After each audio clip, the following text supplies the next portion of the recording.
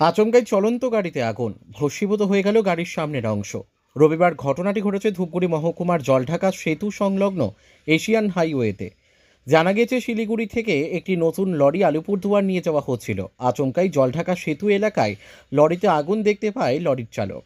তড়িঘড়ি রাস্তার ওপর গাড়ি দাঁড় করিয়ে দিয়ে নিচে নেমে পড়ে চালক। এদিকে মুহূর্তের মধ্যেই দাউ দাউ করে জ্বলতে থাকে লরির সামনের অংশ।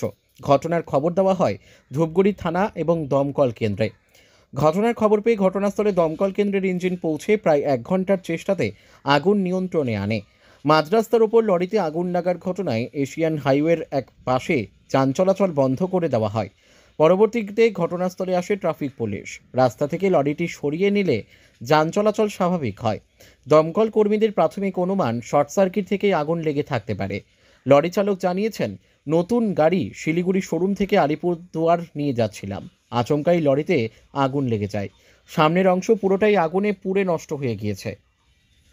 ধূপগুড়ি থেকে ভাস্কর মহন্তের রিপোর্ট, আমাদের টিভি।